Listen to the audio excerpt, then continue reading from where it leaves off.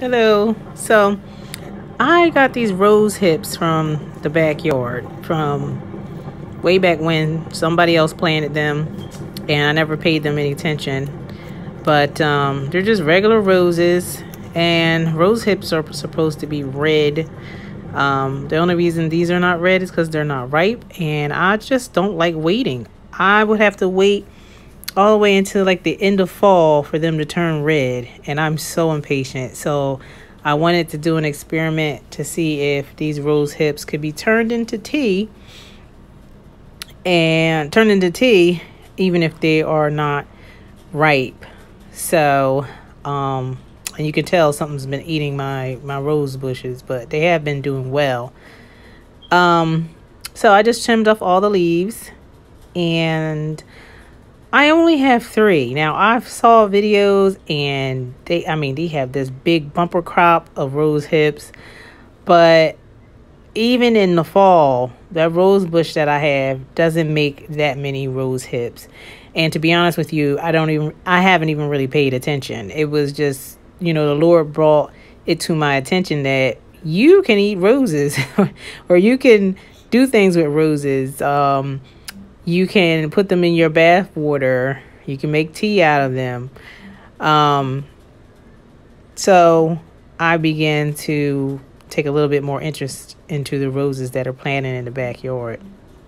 So I opened one up, and lo and behold, just like a lot of these videos say, they have seeds in them. And they have these, I guess, these little irritating hair-like things inside of them. And they do. The hairs are like very scratchy, and I guess a lot of people say they'll irritate their throat. So you have to get the hairs out and the seeds out. But I was finding it very hard to get them out. Partly because now I understand why people wait till they're ripe, because they're easier, they're softer, and they're easier to get the seeds and the little hairs out of them. So come along with me on this little journey to try to figure out how to get these things out. And as you can see, they don't just pop out. You gotta get a knife or something to try to get them out. So I was determined to, I guess, quarter them and see if that would make it easier. But so I quartered them and kind of tried to get the seeds out just like you would do an apple, but they're so hard. They are so hard to even, when I quartered them, to get it out, to get all the. So I decided to put them in hot water. But as you can see, this is all the stuff that was coming out, and I still wasn't done. So I put them in hot water, just boiling. Just as the water boils, I poured it over just to try to soften them up.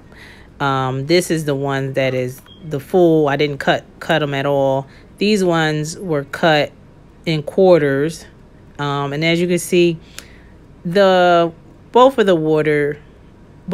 cups of water have some debris from the rose hips, mainly the big one, because of the dead roses that they have stuck on their tops.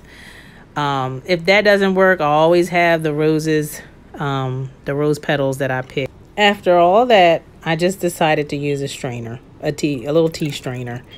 And so that strainer is going to catch all the little hairs, any little seeds, any little debris. It's going to catch it all. And it was just too much to try to get those hairs out. And the sieve works just as well. The strainer works just as well. Or you could use a coffee filter.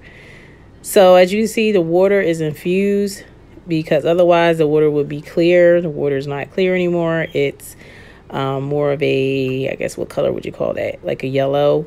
So, and that's exactly what it looks like when I use my rose petals instead of rose hips. So there you have it, guys. All right.